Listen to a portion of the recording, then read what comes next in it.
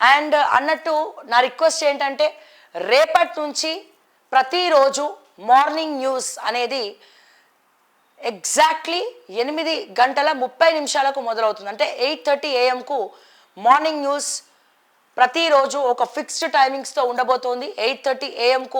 So దయచేసి అందరూ కూడా మార్నింగ్ న్యూస్ చూడాలి, లైవ్లోకి రావాలి. 8:30 AM సరిగ్గా మీరు లైవ్లోకి రావాలని చెప్పి మనస్ఫూర్తిగా కోరుకుంటున్నా.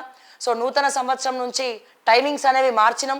సో మార్నింగ్ న్యూస్ గరం ఛాయ్ వార్తలు అనేది 8:30 AM ఇక నుండి మొదలవబోతోంది కాబట్టి సో దయచేసి లైక్ చేయండి, ఛానల్ని ఓకే టీవీని లైక్ చేయండి. ఈ సంవత్సరంలో నేను ఒక దాదాపు 2 లక్షల నుంచి 3 లక్షల సబ్స్క్రైబర్లను నేను కోరుకుంటా ఉన్నాను. సో 2 లక్షల నుంచి 3 లక్షల సబ్స్క్రైబర్లు ఇస్తారని నేను అనుకుంటున్నా. సో ఖచ్చితంగా దానికి అనుగుణంగా ఓకే టీవీ కూడా కష్టపడుతుంది. ప్రతి వార్తను కూడా మేము ముందుకు తీసుకొస్తాం. ఎందుకంటే సరికొత్త ధనంతో నేను బయటికి చెప్పా, ఎందుకంటే మొత్తం నాకు దునియా మొత్తం శత్రువులు అయిపోయినారు కాబట్టి ఏం చెప్పినా వాళ్ళ ప్రాబ్లం అవుతా ఉంది. సో సరికొత్త ఊపుతో సరికొత్త ధనంతో ఓకే టీవీ ఎక్స్పాండ్ చేయబోతున్నాం. ఓకే టీవీ దూసుకుపోబోతోంది ఇక ముందు. సో అందుకనే సబ్స్క్రైబర్స్ని కూడా ఎక్కువ మంది నేను ఎక్స్పెక్ట్ చేస్తూ ఉన్నా. దాదాపు ఈ 2025లో సో 2023-24 నాకు విపరీతమైనటువంటి పేరును తీసుకొచ్చింది. అనుకున్నట్టు నేను సాధించినను. ప్రజల పక్షాన కొట్లాడి ప్రజలు ఇచ్చిన పేరే ఇదంతా కూడా. సో అలాగే 2025లో 10 lakhs సబ్స్క్రైబర్స్ అవ్వాలని చెప్పి నేనైతే కోరుకుంటా ఉన్నా.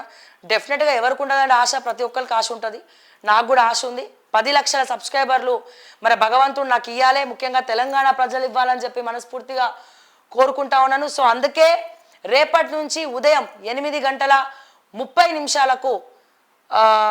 మార్నింగ్ న్యూస్ మొదలవుతుంది. అలాగే పాత టీం అందరూ కూడా వెళ్ళిపోతూ ఉన్నారు. సో వాళ్ళు ఏం చేసినా నేను మాత్రం పాజిటివ్గానే తీసుకుంటున్నా.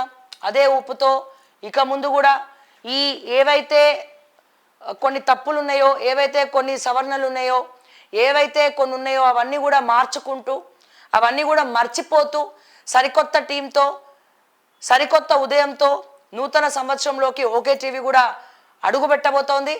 సో ఈ లెసన్స్, ఎందుకంటే నేనేం పెద్ద బిజినెస్ మ్యాన్ని కాదు, నేనేం ఛానల్ నడపలేదు, చాలా చిన్నదాన్ని.